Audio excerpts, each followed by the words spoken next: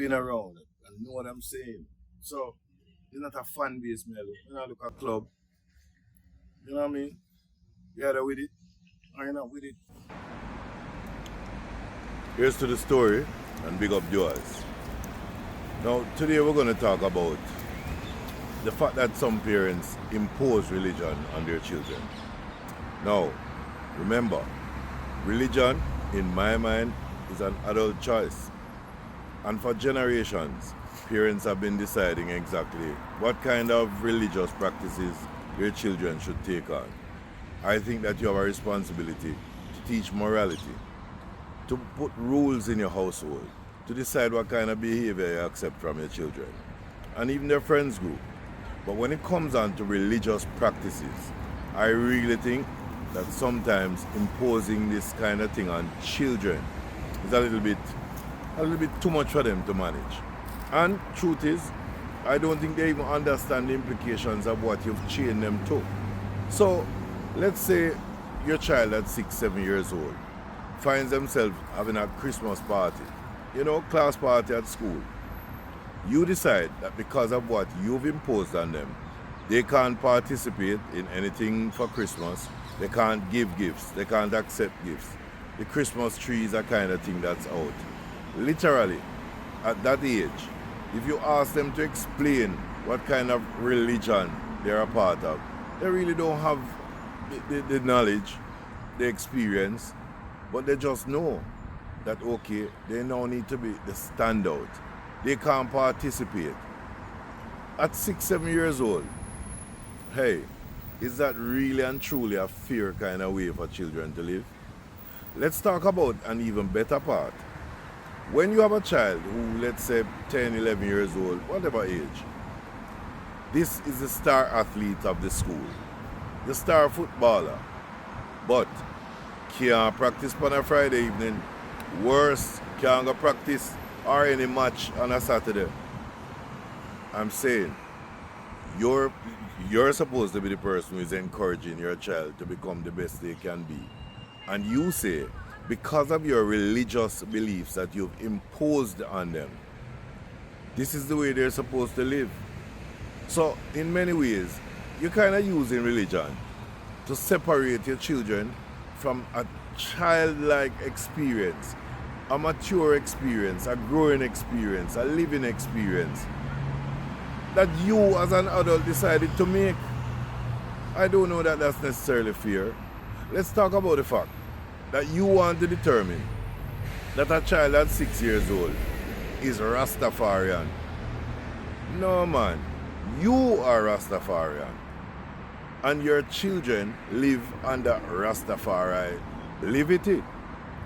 But if I was to say to your child at 7 years old, alright, come explain to me all these teachings about Selassie and all these wonderful things. Here's an even different part. I know a lot of people who started out in one religion, made a change, and went to a different, well, let's say denomination, and went to a different one. So they started out as Baptist. They ended up as Seventh-day Adventist. Halfway in their children's life, after having determined that they must be Baptist, you're going to make another change and tell them that no, they're Seventh-day Adventists and they have to live by that rule?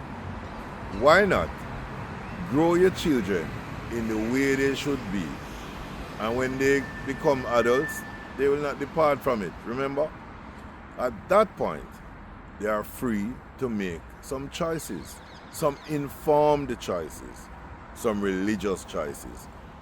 Maybe you want to make sure that you're growing your children with the right kind of spirituality, not necessarily religion. You know what I mean?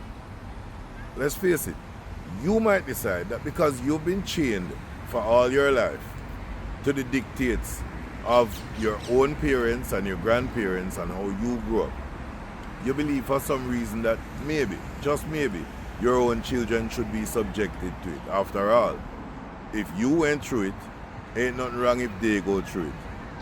Come on. You remember the days when, as a child, you really used to go through a whole heap of heartache, a whole heap of sorrow, a whole heap of deprived moments, unable to live the best you could and be the best you could be simply because of religion? Hold on, this I know I got hurt on no feelings. As for the people who go convention, you know that 1 week convention there, and you're pulling these young children, primary school age, behind you all the way to convention. We start way in one part of the day and until 12, 1 o'clock you just reach back home. Then at 4:30 in the morning, you decide to be waking up these children because them now need to go to school and perform at their very best. Why? Why? You know, carry them on the Saturday or the Sunday and make them get the Sunday school or the Bible study or what have you.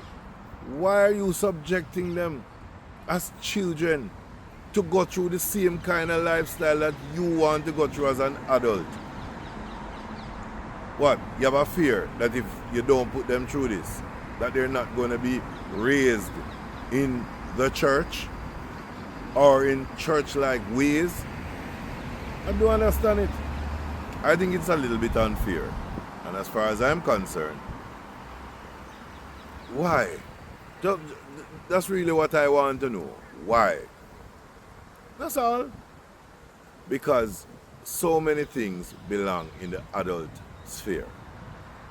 Choices, mature choices. Mature not just in age, but mature in mentality. Okay, so you're going to say children are baptized at 8, are baptized at 10, and now you compel them to be in the church and participate in the church at a major level and all of these things. So what happens eventually? You decide that because you're elder in the church or deacon this or pastor that, elder this, you believe that your children are supposed to be a direct example of you. Nothing wrong with that. But hey, what about choice? And how fair is it to impose on a child mandatory and compulsory living just because you went through it yourself? I'm not asking you to abandon your church or the church principles or the philosophies that you've lived by all your life. I'm saying to you, ask yourself if children should really and truly be chained to your religious choices. Think as well about the kinds of things that you deprive them of. Can you imagine? In spite of all of this imposition that you put on them and enslave them, shackle them to a religion, and health, yeah, something as serious as health should come along, and you want to look at this very same child and say, sorry, you know, we can't try to save your life because the religion that I forced you to take on now says I have to turn my back on the possibilities of my own child's life. Sometimes religion is not it. And if you're going to make it what it is, think about the children now, man. Not make them suffer. Suffer the little children to come on to me, but not make them suffer. Stop trying to impose your own religious beliefs on your own children. Here's to the story. That's Rodney's story.